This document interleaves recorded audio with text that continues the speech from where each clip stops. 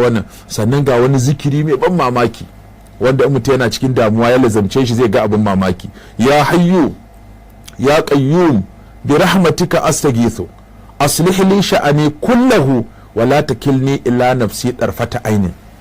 Ya rayayye ya wadatacce nayi kamun kafa da rahmarka ka gyara min lamari na baki daya, kada ka banni da kaina ko da kiftawa ido ne.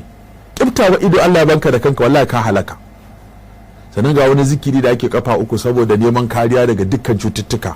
Allahumma afini fi badani, Allahumma afini fi sam'i, Allahumma afini fi basari, la ilaha illa anta. Allahumma inni a'udhu bika min al-kufri wal faqri wa a'udhu bika min azabil qabri, la ilaha illa anta. Ya Allah ka ban lafiya a jikina, ya Allah ka ban lafiya a kunnena, a jina, ka ban lafiya a idona, ba abin bauta sai kai. Ya Allah ina neman tsarinka daga kafirci da talauci. Ashe kafirci da talauci shakikan juna ne, Allah ya raba mu da duka biyu. Ya Allah ka tsare daga azabar kabari, ba abin bauta bisa cancanta sai kai.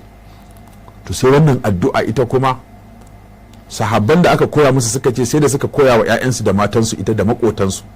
In ma banda sunna sadaka ake koyar da ita, aida sai mu ce ba za mu koya muku wannan addu'a ba sai kowa ya biya saboda muhimmancinta. Kuma wallahi in ka ce zaka haddace ta ba za ta dauke ka minti 3 zuwa minti 5 ka haddace ta ba.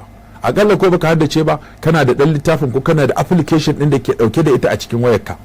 Allahumma inni as'aluka al-afwa wal afiyata fid dunya wal akhirah.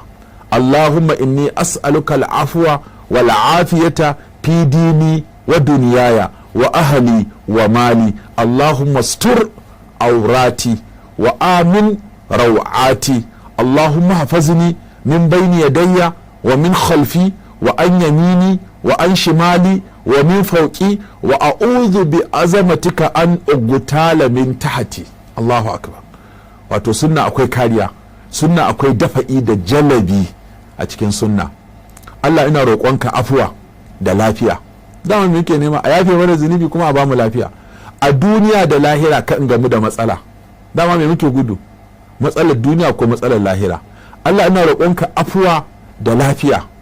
Ya Allah ka tsare min addini na, ka tsare min duniyata, ka tsare min ahalina, ka tsare min wato dukiyata da duniyata. Allah ka suturta al'aurata, kakka bankaɗa ni, kakka tozarta ni, kakka kunyata ni, kakka banni, wato ka rufe min al'aura. anan zai iya ɗaukar ma'ana biyu. Ma'ana abinda kake na kuskure kada Allah ya bayyana wa mutane su kyamace ka, sannan kuma kada Allah hana ka rigar da zaka sa a ganka tsirara da yagaggen wando ko da yagaggen riga. duk wanda sittata al'aura ce. Ka aminta min da tsoron da kake ji Allah ya zama ka samu aminci daga shi. Ya Allah ka tsare ni ta gabana da ta bayana, ka tsare min damar, ka tsare min hagu, ka tsare min sama. Ya Allah ina neman tsari da girmanka, na yi tawassali da girmanka, kada wani ya biyo min ta karkashin ƙasa. Kuma ko ina sai da aka zo karkashin ƙasa saboda duk makirci a ƙasa ake binne shi, a ƙasa ake kwakulo shi, a ƙasa ake tono shi, a ƙasa ake makala shi. Sai ya ce wa a'udhu bika min an ugtala min tahti wa a'udhu bi azamatika an ugtala min tahti. Allahumma fadiras samawati wal ard alimul ghaibi wash shahada la ilaha illa anta rabb kulli shay'in wa malikahu. a'udhu bika min sharri nafsi wa min sharri shaytani wa shirkihi wa an aqtarifa ala nafsi su'an aw ajrahu ila muslim.